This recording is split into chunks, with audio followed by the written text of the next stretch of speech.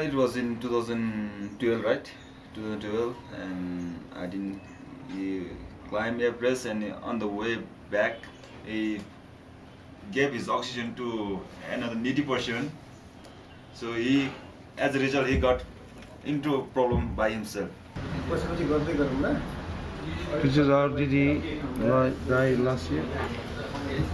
I was the one who gave her the last oxygen. And then this is her sister. We find each other on the way, yes? Coffee shop. And today we talk about it. What time did you see the Didi? The Sherpa girl? I mean, Nepali Canadian girl? 1 o'clock and Hillary Steps. Hillary Step. So what happened? She have an oxygen, not oxygen. Maybe oxygen finished. So she asked me, and you have oxygen. But I have also no oxygen. No oxygen. Just only NF4 member. And then she went off on, but she's a summit. But they have Sherpas. I don't know the Sherpas, not experienced. He's my cousin. He says, please, uncle, help me rescue for the Korenga. Yes. Okay. So I thought, no good, maybe I don't go there. And I need other Sherpa is good Sherpa, strong Sherpa. He say okay. He come. 6 Sherpa. So he was trying to descend down, and he was just dragging his body. He had energy, but he lost his cramp bonds. There was no cramp bonds. So we happened to meet him. We were also coming down to base camp just after summit.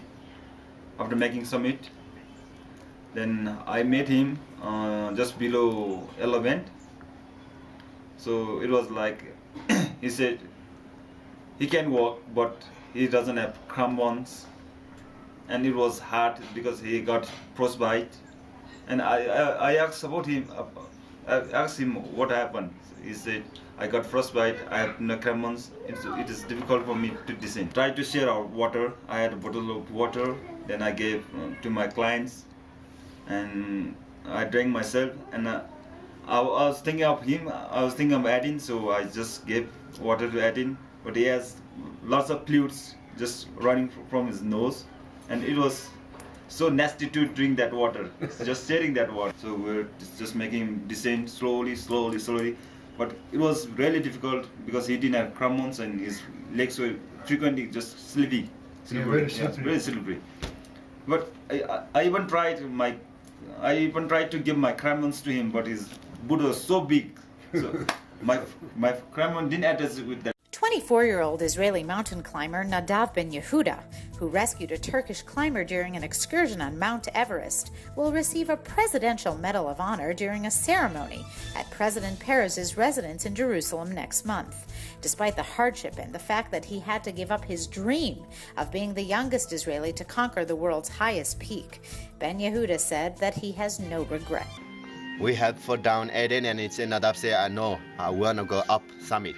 And I say, your finger is too cold, yeah? And Nadav is cold every time, crying. And I say, this is danger for you also, and Eden also, for me also. I heard after Edin again this year in 2013, he wants to climb Everest for the second time. Then I heard news that some Israeli people, they told they rescue Edin, but it was not rescue. We were just helping him. We were not rescuing him. So just some people told that they rescued Edin, but it is not the fact that they rescued, because we just helped them when we got down, and then it was kind of humanity from one person to another person. It was just a help, not the rescue. This is not rescue, not help. It's okay. No. Sometimes it's each other. This is human help. First of all, he wasn't the first body I saw up there. Okay, he was the third dead body that I saw.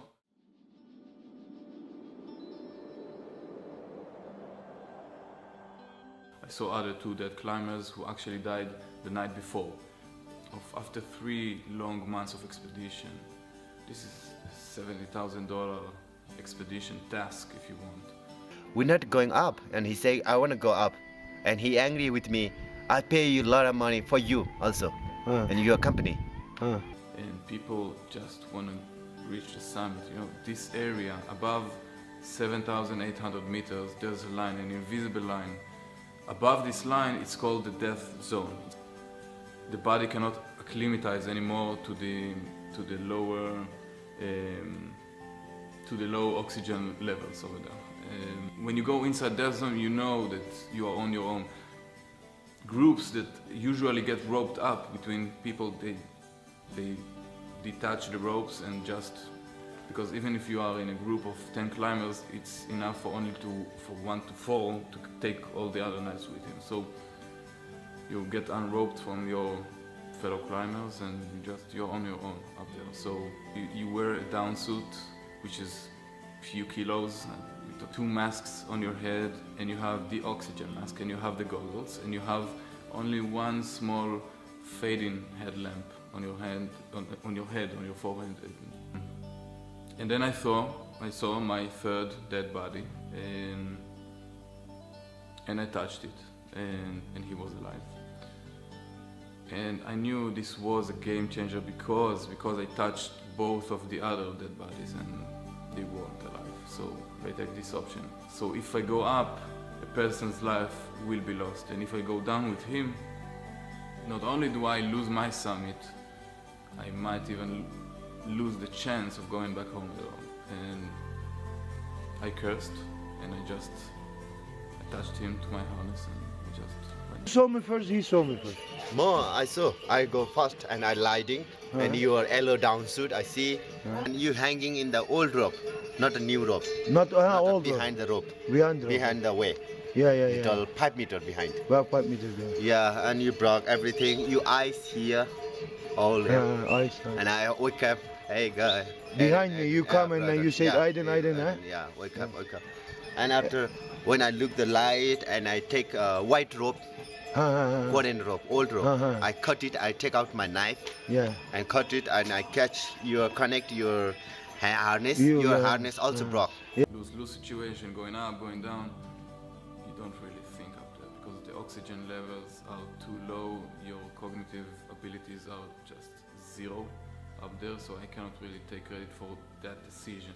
I served in the military, the Israeli military, for 3 years as a commander, and over there you are being told to never leave a friend behind. I don't know if I thought about it over there inside the death zone at the same night of the 19th of May 2012, but maybe it's inside me, just like that. 2 weeks ago I still wore a glove on my hand for the last 10 months. I had many surgeries in my hand and it was frostbitten very badly because during the rescue I needed to remove one of the gloves. The most warming glove, it's like a baking glove, all the fingers are like connected together, so you cannot do technical things with your fingers, so I needed to remove it, and maybe 1 hour later it was totally frozen. We're discussing for this season. We have for down Eden, and it's Nadav say, no, I wanna go up summit. And I say, your finger is too cold, yeah? And Nadav is cold every time, crying. And I say, this is danger for you also, and Eden also, for me also. Even you have a frostbite, and we whole night we walk. You have also very frostbite, old finger, and foot finger, and you also die. Ladies and gentlemen, please welcome mountain climber, photographer, and Israeli Presidential Medal of Honor recipient, Nadav Ben Yehuda.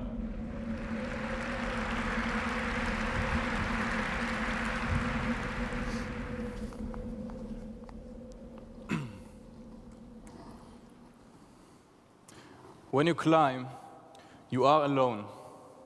Extreme altitude mountain climbing is ultimately about how long your body will accept the abuse from your own mind. You look up, full of purpose and self-control. But the higher you get, the more you become filled with confusion and hopelessness, trying desperately to keep from falling apart. The only thing that stands between you and death is yourself, your wits, your preparation, your mental and physical strength. In this almost airless void, no one lasts long. It's not just that there is insufficient air. There is also too little human warmth, too little sense. As I anticipate reaching a summit, I dare not look ahead, because I don't want to know how far I have left to go. Every 10 or 15 steps, I collapse to the ice to rest, then crawl on again.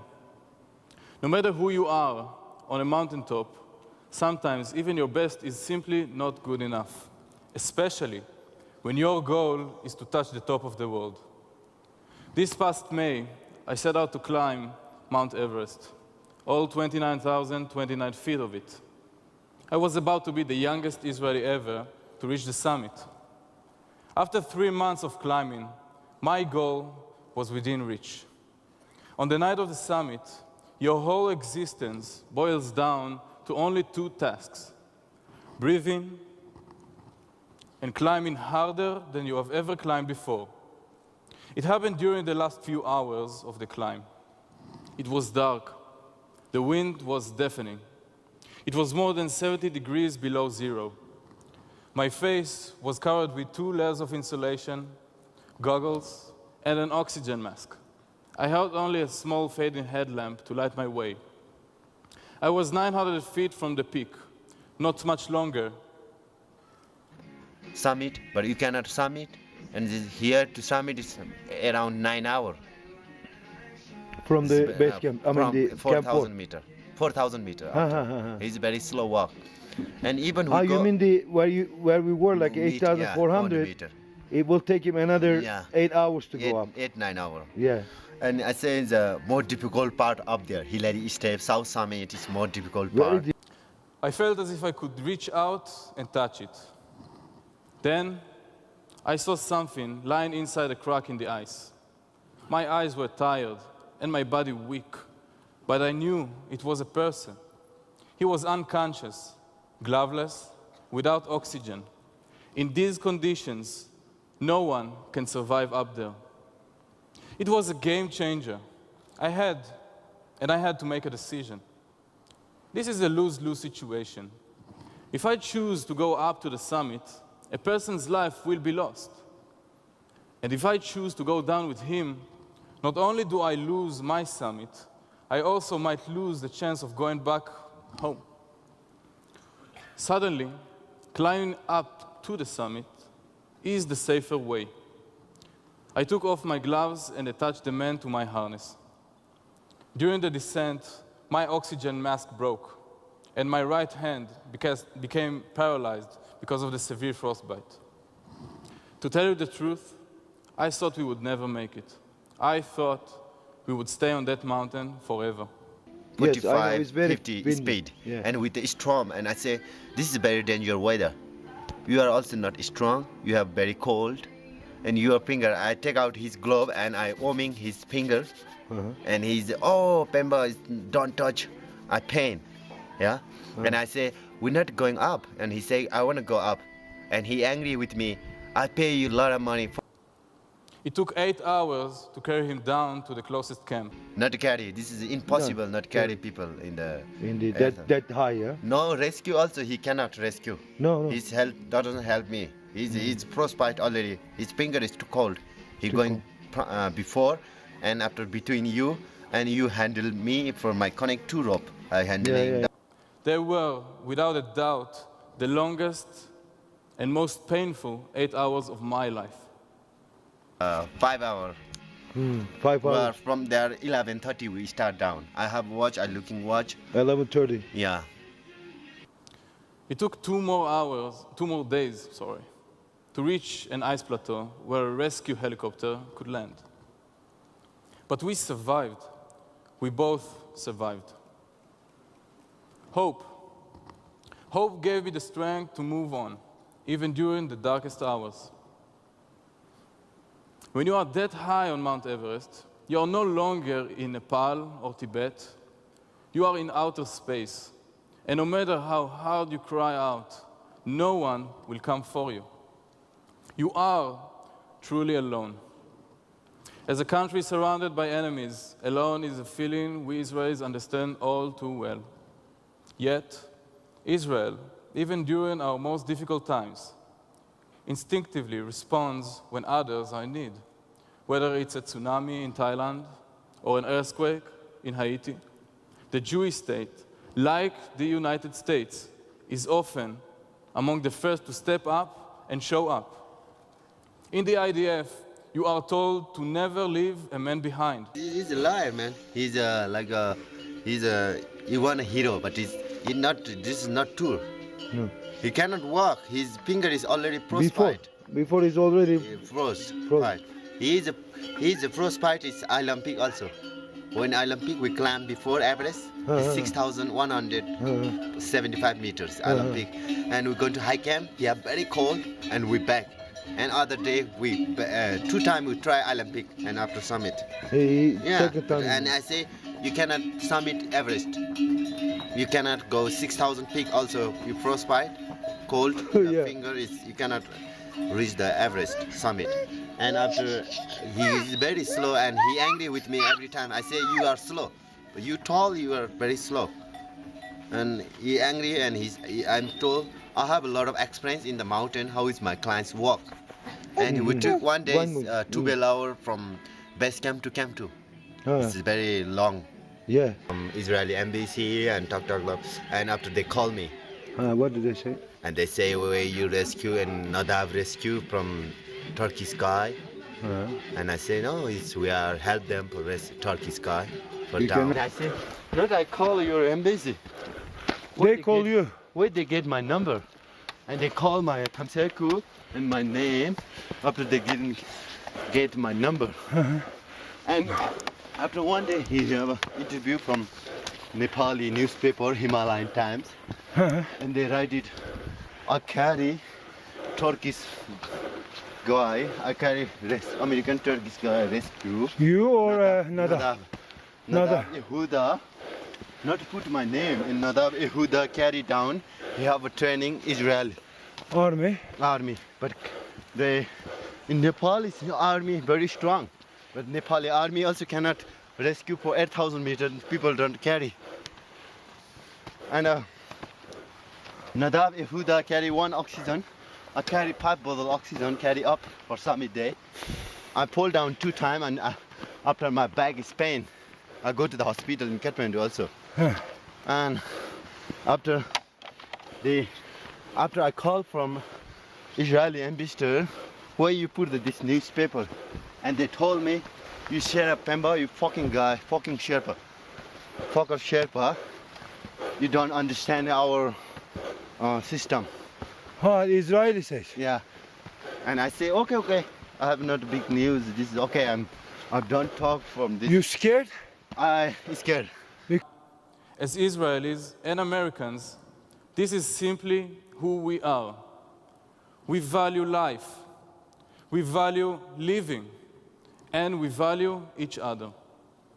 Could any of us just walk past a dying man? I don't think so. My name is Nadav Ben Yehuda. I am an Israeli, and I look up. Thank you. Angry with me, not for talking. Even we talk from help you, he didn't like it me. And after he told me, that night I pictured my camera, I took picture. Nadav is angry with me. And after, when we back to Kathmandu, after he see my camera picture, and after he say me, copy your picture. If not copy picture, I didn't give you a bonus. $1,400. And I say, for me it's big money, this $1,400 when I hard job.